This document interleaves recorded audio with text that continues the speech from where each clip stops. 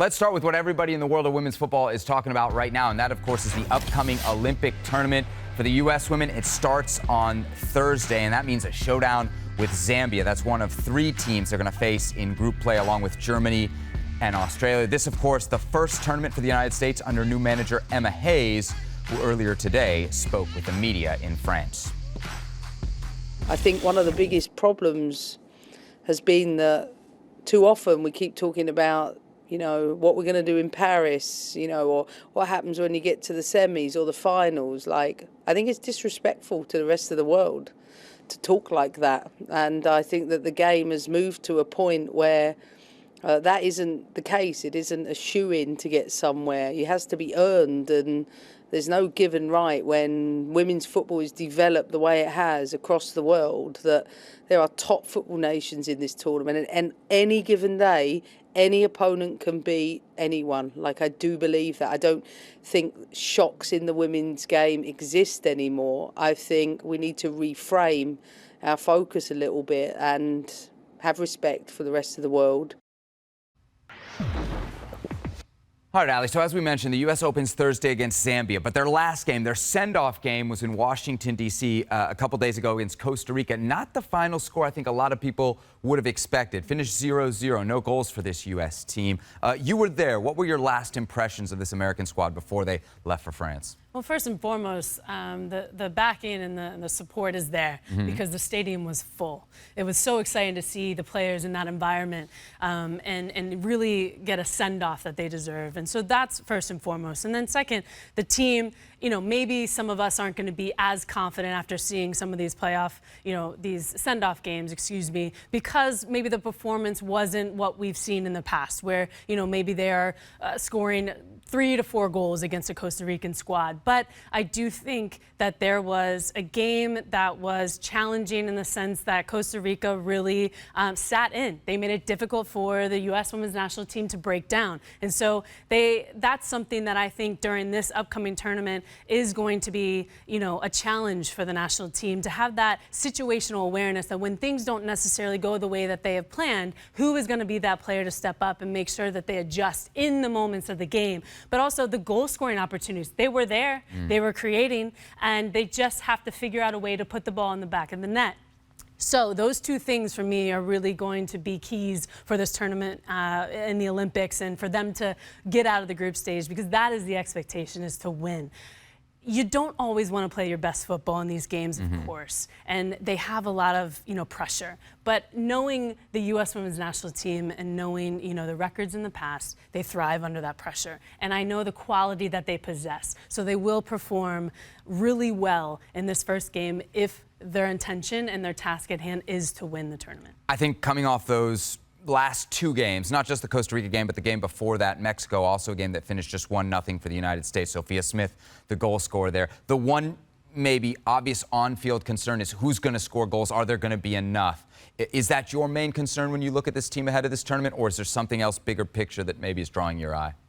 No, I do think that, and I think we saw that in the two send-off games and maybe some of the previous games leading into this tournament. I do think we have lethal forwards. We have some of the best, if not the best, forwards behind, Barbara Banda as of right now in the league. They are fast, they are tenacious, they have a knack in front of goal. They create so many scoring opportunities between Sophia Smith and Trinity Rodman and Mal Swanson. They are lethal. They can cause so much havoc, and they're really, really difficult to defend. And I think that we have such a prowess in the front three. They're interchangeable as well. And you can see they create, but can they connect? And can they finish every chance that they have? And that is going to be really, really important in this tournament, and especially in this group stage game. You've been a part of the build-up, right, in a lot of these tournaments. A lot of times you'll see a team maybe struggle in those first games, and then they end up winning the tournament. How important is the send-off to a team's psyche and to how they're actually going to perform in a tournament just a few days away? Yeah, it's definitely a test. It's, an example to set you up for the real thing. You always want to perform well. It doesn't mean everything, but in that game, you really want to leave the U.S. fans and not only your team, but you want to leave everyone with a good feeling and have that confidence going into the tournament. So, yes, I mean, is it frustrating that maybe it didn't go as well as we all thought? That still doesn't mean that they're not going to perform their best come this game against Zambia. So I'm really, really excited to see how this young, talented group can really come together, continue to build those relationships on the field that I think is really going to help them thrive throughout the tournament, game to game, and what we've seen in the past. Once you kind of, build those relationships between the lines and between positions, in front of you, behind you, next to you, around you, that's what's going to be the positive change going into these group stage games. I think one of the things that's got to be most exciting if you're a U.S. fan is the presence of Emma Hayes. I mean, for me, when it became clear that they were going to need a new manager and we were talking about potential candidates, Emma Hayes was not just near the top of the list. For me, she was at it. And the fact that they went out and brought her here from Chelsea was just a massive coup for U.S. soccer. Really, really an impressive move. You have to give the Federation a lot of credit. That said, she finished the season out at Chelsea, so she really arrives with just maybe a month and a half to work with this team. What are some reasonable expectations for maybe the impact we can expect her to have with this group in this tournament? I think just first and foremost, understanding your players and being able to manage them properly, because not every player is the same. And so I do think that she has to have the ability, we all know she has that ability, to really try to get the best out of these players in order to perform well on the field. And another thing is that we understand there's no time, right? So you have to just control what you're able to control, which is the identity, instilling that, and getting the players to understand their roles and responsibilities first and foremost.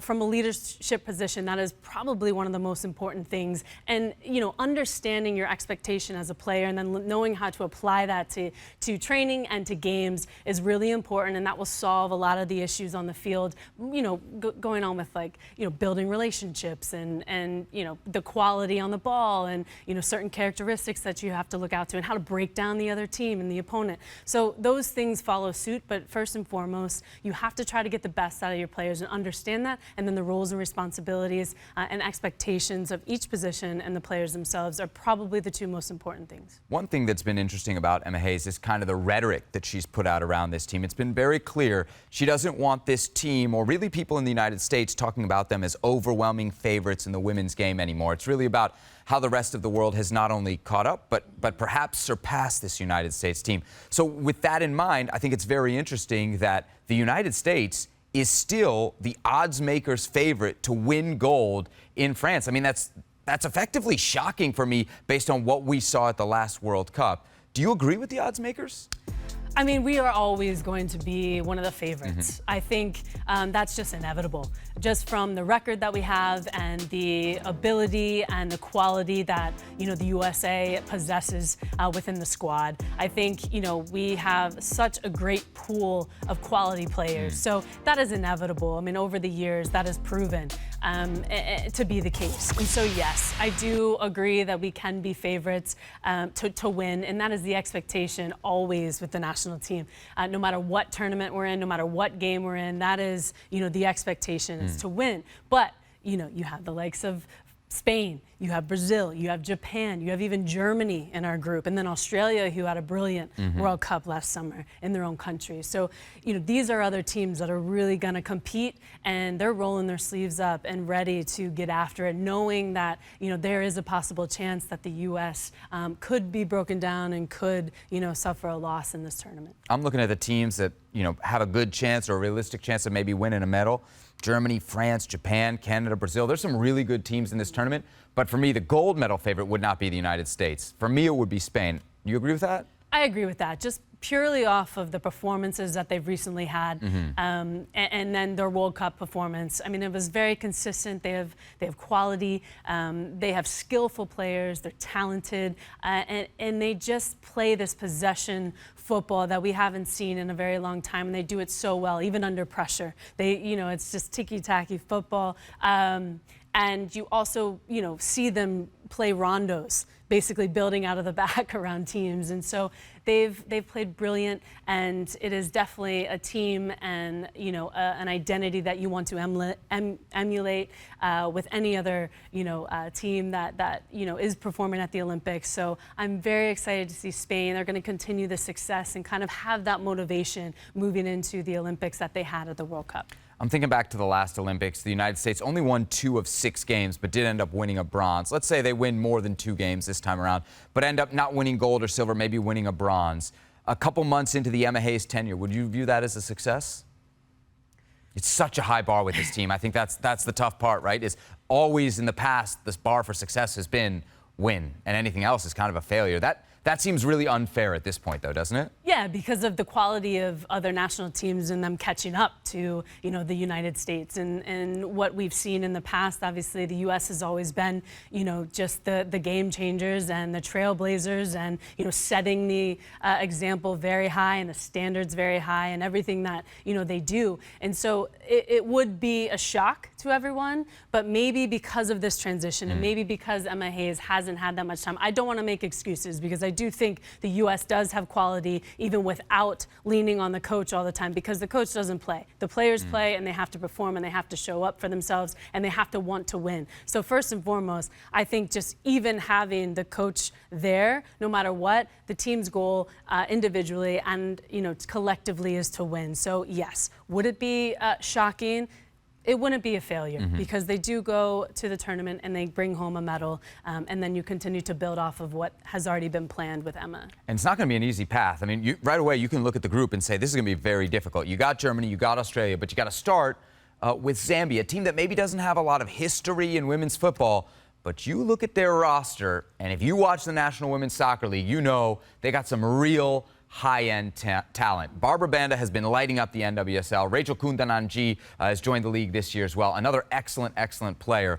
What kind of game do you think we're going to get in that opener for the United States? And how dangerous is this for this American team, Ali? I mean, it's going to be extremely dangerous. I don't think they have much quality other than in their front line, right? So if the U.S. national team does get caught, and balls get played in behind, I think Zambia will end up having a game plan of packing it in, keeping their lines tight and stay connected.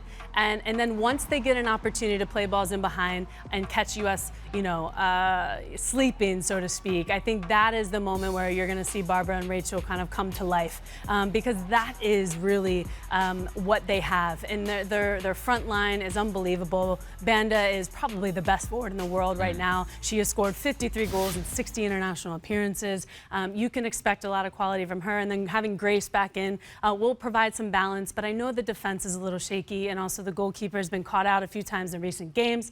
So you have to expect that they might sit in and then try to catch them on the counter. Overall, you guarantee yourself a spot in the quarterfinals if you finish top 2.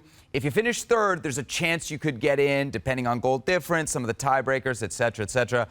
I'm just wondering, with that group, Germany and Australia, how important this opener against Zambia is going to be, because there's a long history against Germany, there's a long history against Australia, and as you mentioned, Ali, Australia's coming off a great World Cup. Now, the Olympics not going to be played in Australia, but nevertheless, the Matildas were really strong a summer ago.